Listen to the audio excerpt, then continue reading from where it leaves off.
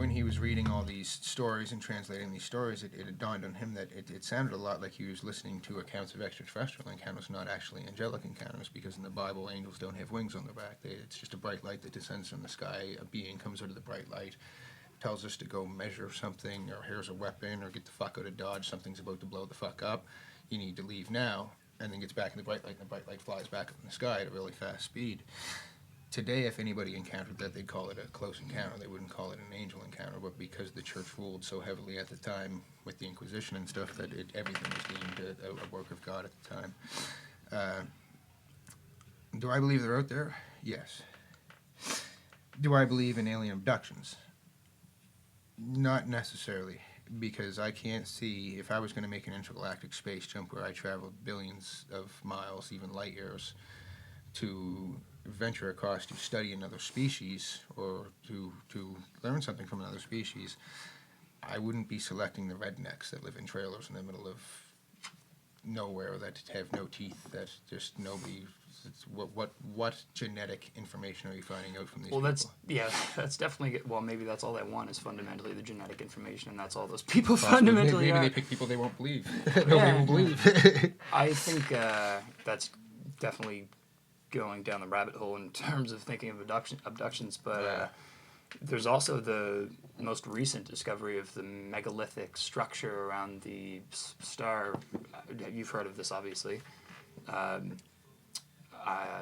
They found a mass of matter around this star just above the Milky Way, and it... You haven't heard about this? No, I haven't. Yeah, I've been sitting down tattooing people for 3 months straight. Fair enough. So they found, I don't want to butcher this, so I'm going to Google it while I'm talking, but they found, like I said, they found this mass around this star, and they didn't know what it was because they couldn't identify it as something that was gaseous or something of the elements or whatever. So they reached out to SETI and searched for extraterrestrial intelligence, and for those who don't know. And they now SETI is getting involved. You must have heard of the Deep Space Project or whatever, which Neil deGrasse Tyson and the internet tycoons are all in. So they're using their benefits with that to point the satellite firstly at this star that is collecting this mass. For some reason, Google is not cooperating, but I can do it on here. They know I'm here. That's it. We have disabled all Wi-Fi connection from mass from star. Oh, you see the movie Interstellar? Yeah, Fuck, I did. what a great movie, eh? Yeah, it's... Hated Matthew McConaughey until that movie came out. Now he's fucking A1 of my books. Yeah, megalithic structure around star. Discovered a huge alien. So last week, the internet was abuzz with the news of a mysterious object orbiting a distant star 1,500 light years away that was blocking a huge amount of its light. With no obvious candidate for what the object could be, one scientist suggested the very faint possibility that it could be artificial in nature, made by aliens. Aliens, quote, aliens should always be the very last hypothesis you consider, but this looked like something you would expect an alien civilization to build. Jason Wright, an astrophysicist from Pennsylvania State University, told The Atlantic. Wright wasn't directly involved in the study, which has been published in Arvix, but made his comments after discussing the findings with lead author Tabitha Boyajian. Is he right, and if so, what could it be? Here's the full document on it. It's the Kepler mission, which has been measuring brightness with objects. I don't want to get too into this, but yeah, I definitely thought you would know about this. No, I guess you've been busy. Seen it. Yeah, if I've been locked, I will know about this by tomorrow morning. Yeah, no, you should definitely look into it. Megalithic structure. I guess it's not that important, but it's definitely fascinating to think that the fact that they're taking this so seriously. Yeah. Anyway, so... I mean, my belief in extraterrestrials is the most in the ancient societies. Like today's stuff in today's modern world of extraterrestrials. You want some information about that, I'd cite anybody to check out the Disclosure Project headed by Dr. Stephen Greer, yeah. He's assembled a committee of hundreds of NASA employees, NASA or NASA space Government shuttle, officials, all government sorts of, officials, space yeah. shuttle astronauts, including Hundreds of Buzz witnesses, right? Aldrin, Hundreds of witness testimonies. that have come forward and really have nothing to lose on this matter. They're not gaining anything by bringing this information forward. There's hundreds of them. Yeah, there's over 500, I think it is Yeah. actually. And that they've compiled a great deal of information that, like, when you say aliens, like we say, it instantly puts up a red flag. But when you put the information out end to end and you sit there individually and you look at the information end to end, it becomes really, really, really hard to Delineate dismiss it between fact without and being fiction. just saying I'm just being stubborn and I don't want to acknowledge this. Yeah. So, like, for me, it all comes from the ancient societies. For me, like what supports my belief the most is out of that book that I read and the information that they put forth. Just the megalithic structures, like the Baalbek or Baalbek, Lebanon, the Temple of Jupiter, oldest city that we know of on the planet. It's 13 or over 10,000 feet up in the mountain range, so it's above the natural tree line. No way to roll, no trees to even cut down to roll giant bricks on. But there's a few rocks on the top of this thing, and one of them is 1,200 tons. That's 4.8 million pounds. And this is one solid cut brick, granite, rock. And it came from like miles and miles away, up the 45-degree slope of this mountain, across a body of water, and it was stacked on top of these other rocks. And like, we have 1,200 tons. That's like 4 point some odd million pounds. Like I said, the heaviest rock that we've ever lifted with all of our modern technology was in 2012. And that was called Levitated Mass. It was an art exhibit, 690 or 670,000, I think it was, pound piece of basalt that was moved for an art exhibit. And the scope of machinery and men and equipment that it took to lift this rock with this 180 wheel girder system and stuff to move this rock just a couple miles was tremendous. And the Baalbek weighs 4.8 million, and that weighed 670,000 pounds. Right, so when you start to rationalize in your mind, this city's 7,000 years before Christ that this was built. How in the fuck did these people move a 4.3 million fucking pound rock up the side of a mountain, or whatever, 4 point whatever million pound it was, up the side of a mountain? You couldn't do it. There's no wood that you could stack that on without turning it into toothpicks. You know who Graham Hancock is? Yep. Yeah? Yep. Yeah? Okay, good. I do. Good. I love that. Yeah, he's fascinating, man. I've watched a couple podcasts with him, and he tries to delineate between the fiction of megalithic structures in place and the fact and what's happened. And I know they made a show a few years ago, the Ancient Alien Show, the series, and Graham, he's on it a whole bunch. that. Yeah. Okay, yeah. Hancock's on it a whole bunch. Yeah, he's got a whole lot of interesting things to say. I think, I guess going and transitioning into the next thing was the recent raising funding for SETI from the internet tycoon. What is it, $100 million or something? I'm out of touch with that stuff, man. I've been literally locked into a tattoo shop for between 11 to 16 hours a day for the last 4 months for just straight. It's like I go home at night, I draw the tattoos for the next day, go into work, and it's like my informational basis for my news and stuff is coming from my cigarette breaks and smoke breaks at work when I'm flipping through my iPad, right? If anybody's looking for some serious tattooage, this is the guy. Chris Kelly, 6 Points Tattoo Parlor on Bedford Highway, right? Yep. What's the address? 740 Bedford Highway. 740 Bedford Highway, 6 Points. This guy's he's done half of this sleeve. He's done a lot of other sleeves. This guy's got experience. Anyway, the fact that SETI's going to be able to increase their resources with the planet's strongest telescopes, planet's strongest satellites.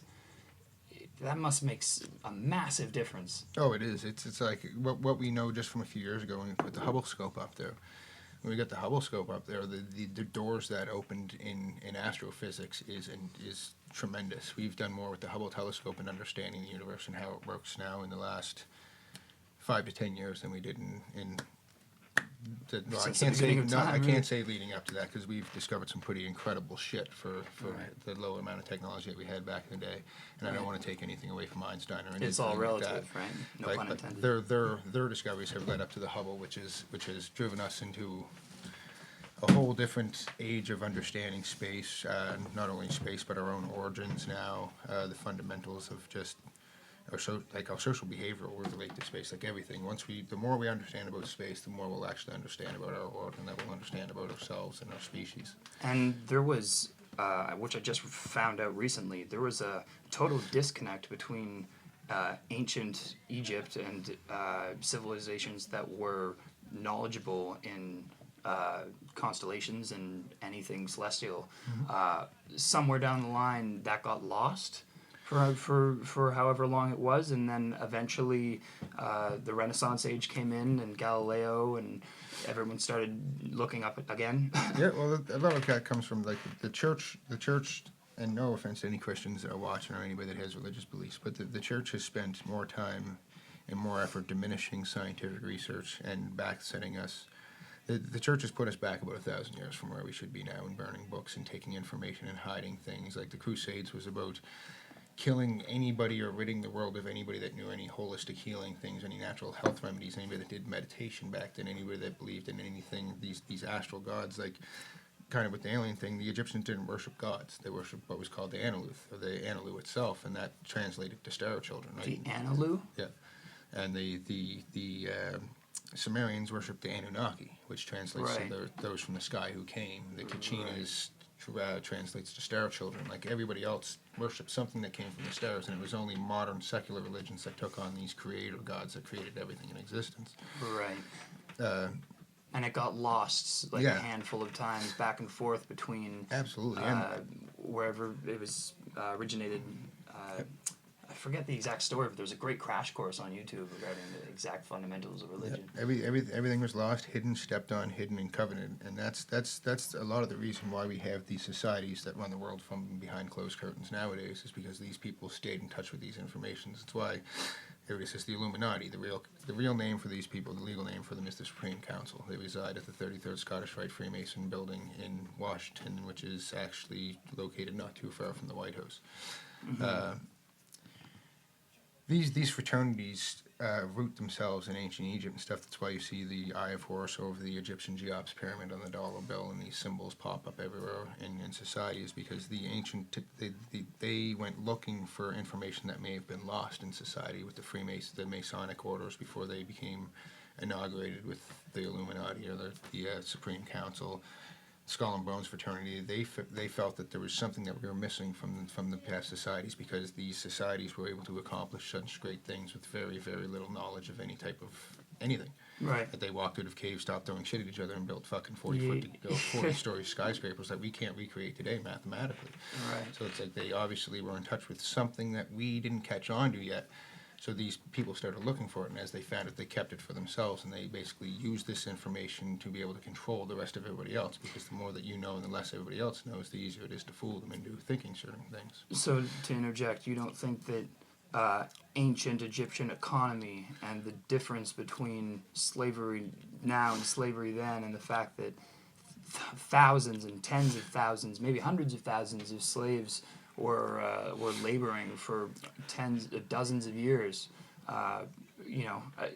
enough manpower can achieve anything, and if you have that sort of economic privilege to be able to hold tens of thousands of slaves under your right, I think that's the number one argument for the pyramids being built by intelligent civilizations. Well, if we go to that argument, and I agree with that, if we go to that argument in actually the way that it's written, that you have to write to get your dissertation or get your PhD in archaeology, it explains that the pyramids were built by slaves over the course of 21 years. The slaves were farmers, so the slaves could actually work 3 months of the year when the Nile would flood the farming banks, and they'd have no fields to farm, so they'd take them and make them build the pyramids. You said they'd flood them? No, the Nile floods. Oh, the Nile would flood. Okay, It right. ruins Right. half the farming Right, land, of so they course. take them at that point, and they Right. put them on these things. So Okay. doing the mathematics with over 2 million bricks in the Grand Pyramid alone, and the Cheops Pyramid in Egypt, doing the mathematical calculation for that means that they had to cut, transport, lift, stack, and place a brick every 4 seconds around the clock, 24 hours around the clock, which is mathematically and physically impossible for a 15-ton brick to be moved that distance and stacked. The other big conundrum that you have is the whole explanation of the Egyptian pyramids, if we're going to touch on that, is absolutely flawed and extremely, extremely irrational. When they found the Great Pyramid, like, first of all, the Egyptians were a very proud culture. We know so much about them because they wrote every single aspect of their life down, with from the average length of the feces that they take was written down. Like they wrote everything about the culture down. They recorded everything, but not once in one hieroglyph does it say, "Oh yeah, we built the pyramids." You'd think that if they accomplished that, they'd take credit for that. Not once did it ever say that we actually built the pyramids. There's nothing saying we built them. And the pyramids are the only buildings in Egypt that don't have hieroglyphs. Like you go to the Grand Pyramid, there's not a hieroglyph in it. It's unmarked. It's just a big empty something that they don't really know. They say it's a tomb, but there was no body taken out of it. There's never been a body actually exhumed from any of the over 20,000 pyramids on the planet. Okay, to slightly change the subject, that's really interesting, but I want to know if you know about the femur paradox. FEMA? I think it's called femur, FIMIR, I or don't something think. like that. No. So this was one of the most fascinating articles I've ever read. It was based around the fact that there are three different options, three different possibilities around whether or not there is intelligent life in the universe, and the paradox. Fermis. The Fermis, yeah. Fermis. Fermis. Sorry, And I I probably agree with butchered this. I'm Nope. always butchering shit on this podcast, but yeah, it's unbelievable the way that they explained it. It's The very breaking point, or the point of whatever they called it. It's whether or not we are the first, or we were the last, or there's something coming soon. Yeah. I Well, think that's it's the whole best- thing, and that's one of the things that I do agree with. That's why I'm not like all about alien, like down people's throat and stuff. I do support the existence of extraterrestrial, but like I said, I can't say for sure that they're out there, and it's preposterous for anybody to say that. And Fermi's had a really good point that it's taken us roughly 100,000 years to get where we're at on our planet as this evolved race. And I mean, 100,000 years ago, we were throwing shit at each other. 400 million years ago, sharks were doing the same thing that they're doing today. But for somehow, and especially in the last 50,000 years, we evolved from shit-throwing monkeys to space-traveling genetic engineers. Right. So it's only a small, in the few billion years that Earth's been around, just a very small fraction at the time. It's something comparable, like if you stretched out the celestial calendar to 1 year, or compacted it into 1 year, where you Right. took all 14 billion or 13 point whatever billion years and you stretched it 396 or 365 days, human beings have only existed for half a second on that calendar. So the Fermi's paradox comes in. Basically, the biggest question is, where are they? Why don't we see them? That if we could have accomplished that in the last speck of time, and the galaxy of the Milky Way is X billion years old, then that seems like it should be ample an amount of time for another civilization to not only colonize their entire planet, but have started spreading out and colonized other things. We don't see the evidence of that yet. But that can also come down to that they evolve so fast that our technology can't pick up on them. Like we're using radio wave frequencies, they might be using some other type of frequency wave that we haven't tapped into yet, right? Like, And then to finish off, the third possibility would be the fact that planet Earth is incredibly premature to accept life in terms or in comparison to any other planet in the mass of the universe that has existed and that we haven't discovered to have intelligent life. So that's in your first explanation of the fact that we haven't heard anything. That may be the possibility. Also, the technology and the capability to reach out, and then the other fact would be the fact that we are the first. yeah, well, that's it. Like we know, like the extremophiles enter Earth's atmosphere every day. An extremophile is a bacteria or a life form that can survive in the most extreme circumstances that we know. Like we have extremophiles that live in the bottom of nuclear pools and nuclear reactors. We have Extremophile, is that what they're called? the living organisms that can live in lava. The most fundamental, There's one thing called a tardigrade. most enduring, sorry, Yeah. not fundamental. There's the one that rules this planet. It's called a tardigrade, and it lives like in water and water vapor and stuff. And these things can actually survive through the vacuum of space for X amount of years without oxygen, without anything, and travel through space. And at sub-degree temperatures and UV radiation still live. And these extremophiles are entering our atmosphere. Like a lot of the times that a comet will hit or an asteroid will hit Earth, and then a virus will break out in the next few days in that village or around there. And it's because the bacteria that came on there is now trying to cultivate itself on here, and it causes a disruption. And we know from here on the planet that bacteria was the first life form, but it was always feeding off something, right? So we know that these extremophiles are coming from somewhere else that indeed has life living on it at some capacity. It just becomes how we evolved and where we're at in the evolutionary Whoa, train. I gotta pull you back here for a second. You said that these extremophiles came on a comet from space. Yeah, that the extremophiles enter our atmosphere every day. And That would mean that there is technically fundamental life existing on these comets, which we haven't discovered yet. I mean, the fact that the bacteria on the space station or whatever that was a couple years ago that they thought they found was life. They were astounded by that. So how can you say that these asteroids have this bacteria coming on? So frozen solid. Because as comets move through, they actually cryogenically to say, freeze these bacteria. So to speak, they're not active when they're come not into active, the but atmosphere. as they thaw out, they'll actually become more active and cause a viral outbreaks. Like we know life exists in other places, we just don't know if intelligent life exists at our own capacity. Like if there's sentient life aware of their own existence and trying to find out why they exist. But we're not even aware of the traces of life. That's not true. As far as I'm aware, we're not aware of any building blocks of life coming from any other planets. If there was bacteria on another planet or on another comet or anywhere else outside of the planet, I think that would be... Look it up. There's definitely proteins and bacteria that make it in our atmosphere from other celestial bodies, comets, and asteroids that break off that have frozen bacteria in them. So the potential for life. Yeah, is there? I'm not saying that Not even the most fundamental level, that's Yeah. not there. It's just the potential, the potential proteins, for life. the building blocks. We know right? the building blocks are there. We Some see of the bacteria. components. Exactly. Not anything that would match ourselves. Right. And maybe when it comes on Earth, it's possible to thaw and try to cultivate. Okay, I understand. That's why that. when they're brought back from space, that they go into quarantine. When astronauts come back from space, they're put in quarantine for a little while. Right. Because they don't know the bacteria or viruses that are coming back with them from space that doesn't react with human nature. So But nothing has been established as a biological entity. Yeah. And I think that's one of the biggest things that society lacks nowadays is we're all so formulated to that talking monkey driving a metal box down the road to make that timeline to get somewhere. Well, meanwhile, there's a fucking planet flying around a ball of fire or 350,000 miles a minute, and that's moving around the universe or the galaxy at like 1.5 million miles a minute. But there's a certain rationalization behind that. When I had the last person on here, my friend Blake, who has been a psychology student for the last 4 years, we were both talking about the fact that it's insane that we're living in this circumstance in this celestial body floating on this rock, and we're spinning at such an incredible rate, and we're not every day, every second going, "Wah!" Yeah. And then I realized it's probably a good thing that I'm not sitting around going, "Wah!"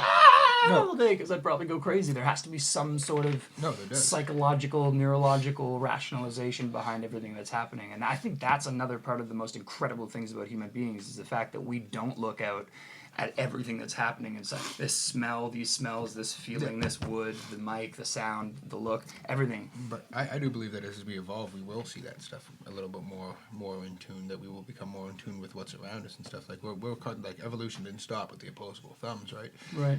Have you heard of the stoned ape theory by Terence McKenna?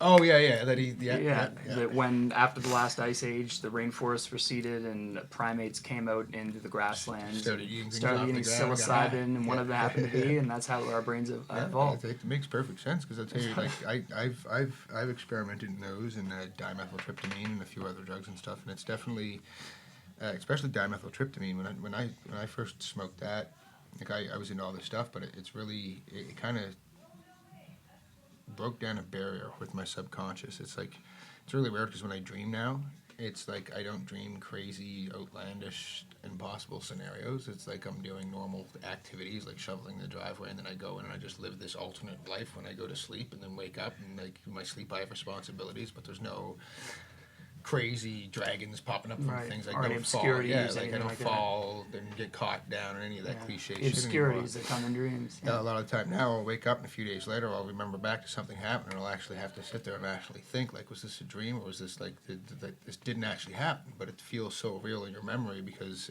I think it activates different physical memory banks in our mind. And yeah, right. That makes sense. It's actually fascinating because the best explanation I ever heard for dreaming is the fact that our brains can't handle the amount of input that comes in on a daily basis. So when we go to sleep, it filters everything through and mixes it in with everything that we've experienced in the past, and that's why it all seems so obscure. Yeah, absolutely. And that's I mean, our brain is an amazing thing, right? People tend to forget that our eyes are how our brain sees, our mouth is how our brain talks, our legs are how our brain gets around. Nothing's nothing without the brain. And like when you go to sleep at night, you dream every night. Every night that you go to sleep, you have a dream. You can't enter REM sleep unless you're in a dream state. But you don't remember your dreams every night. And a lot of time it's because the dream was so viciously scarring and graphic or mentally like distorting that if you were to wake up the next day and remember that, it would affect your actual well-being and your mental health. So your brain actually has a way to turn on this defense mechanism and shut the physical memory bank off. So it all fleets your memory as soon as you wake up and resets itself. Gives you a clean slate to go back in and plug into that the next day. Why grotesque and malicious? Why do we have those? I don't think it's. I think a lot of the time we're taught to ignore the dark sides of our mind, right? And everybody has them. Everybody at one point in their life has felt like they could stab somebody or smash somebody or punch somebody in the face, no matter how nice of a person that they are. But society raises us to believe that these emotions are the wrong thing for happy. Yeah, to be Put happy. a smile on. You know what I mean? Exactly. And that's like sticking your thumb up your ass and not taking a shit for 2 weeks to ignore these feelings, right? You're clogging an output of your body and an emotional output. You're going to get sick. It's going to build up on you, and it's going to come back on you. So, I think we just don't understand these dark sides and why we have those, and I think that's the difference between functional psychos, because everybody's a psycho, everybody's psychotic, everybody does weird things. You stand back and watch a human being interact throughout their fucking day for 24 hours without them noticing, you're going to think that person's out of their fucking mind at one point or another. And the whole construct is to hide that. Yeah, right? And everybody has these defense mechanisms, so I think that the more that we would understand why we have these feelings and what it actually means, and I don't think we're anywhere close to doing that yet because we don't understand enough about ourselves on the fucking good side to know the bad side yet. But the more that we embrace these darker feelings and don't feed into them, but understand why we're having these things and stuff like that, that too will help us push on to become more benevolent, more happy and stuff like that. But yeah, my personal belief is everybody's absolutely fucked. It's just some people have a way better way of hiding it, or some people try their whole life to conform into that very normal straight path that everybody else is taking, so they don't stand out as the psychopath. You have people like me that I just don't give a shit. It's like I'll look crazy for the shit that I say. I don't care. It's not going to affect my career. It's not going to affect my friends. My friends all know me and stuff like that. And I just refuse to live my life under the shelter of what other people think. Right? Because I would never want anybody to live afraid to do something that they want to do or their ideas because I think that they're silly or that I think that I don't necessarily agree with them. Right? Right. That's what fucking Hitler did. Yeah. So, to me, yeah. Chris, thank you for coming. Not a problem. Anytime, man. Yeah, come again. Let's do it soon. Let's do it again next week or something like that. As soon as I can get you. You're a busy guy. Yeah, man. I'll be in. 6 Points Tattoo Parlor, Bedford Highway. What's the address? 740 Bedford Highway, 457-8288. Give them a call. Yes, come on and see us. Check us out on Facebook. Reliable, committed, solidified ink for sure. Yep. Yeah, I'm actually going to have to come in soon. www.soundcloud.com/Talkative Talks. Whole new visual, bike rides by yours truly. Check it out, and thank you for listening. Yeah. And I think that's one of the biggest things that society lacks nowadays is we're all so formulated to that talking monkey driving a metal box down the road to make that timeline to get somewhere. Well, meanwhile, there's a fucking planet flying around a ball of fire 350,000 miles from